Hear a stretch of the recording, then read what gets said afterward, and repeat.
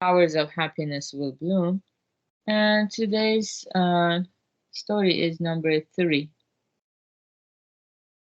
page 10. What causes you trouble and suffering?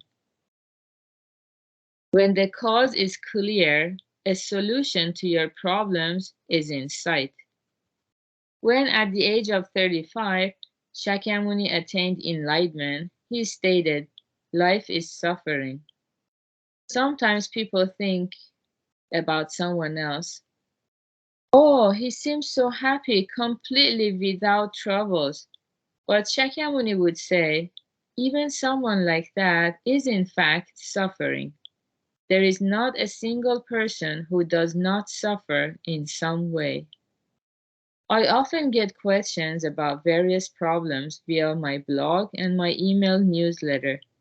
These range from human relations in the family or workplace to romantic relationships, how to study properly, and even such very serious matters as the loss of a sense of purpose in life.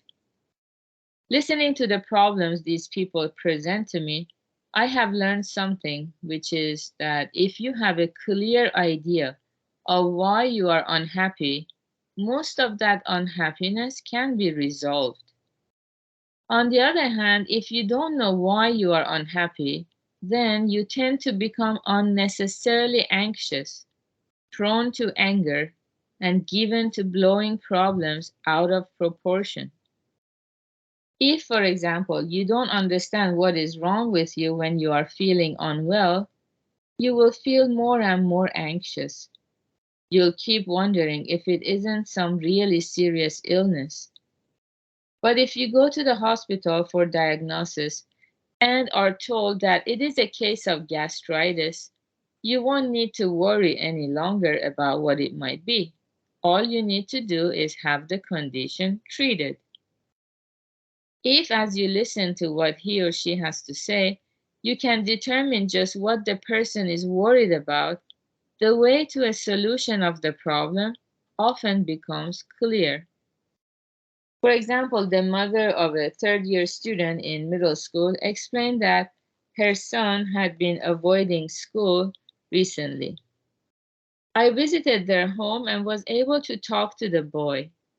When he seemed relaxed, I asked him about school, if he was enjoying it.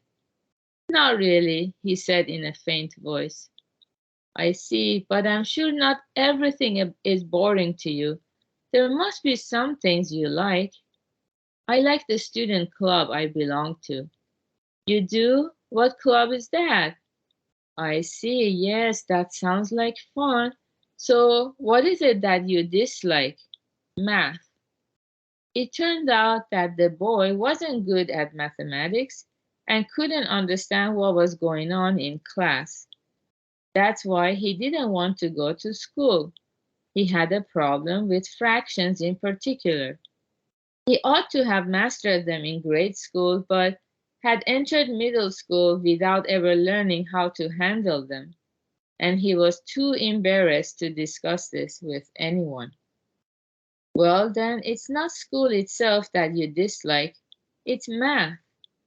And you don't have problems with all of math, just with fractions. Once you master fractions, you'll start to enjoy math. So trust me and do what I ask until our next meeting." I gave him materials for drills on fractions. According to his mother, he worked hard at his fraction drills and started getting much better grades in math. His parents had been worried that he wouldn't be able to get into high school, but he managed it beautifully. Sometimes, if there is one aspect of a thing that we dislike, we come to dislike the whole thing. But that's as pointless as saying, "I don't like this one tree, so I dislike the whole mountain where this tree stands." What a shame to deprive yourself of the maple leaves and chestnuts and mushrooms, the acorns and babbling brooks and chirping birds that are also part of the mountain. If you understand that you have a problem, not with the mountain as a whole, but with just one tree on it. You won't have to deprive yourself of those other wonderful things. When you feel troubled, why not give yourself some time to think about what it is that is really troubling you? You will often find that it was not such a serious problem after all. Become more relaxed about the situation and readily discover the solution to your problem. Okay, very good. So in this section, we learn about understanding the real cause of suffering, to do analytical meditation, which is finding out what it is that is troubling us, to meditate on it. It can be keeping a journal, writing down what is it that's troubling us. So that is a bad effect. And what are those bad causes behind it that yields to that bad effect?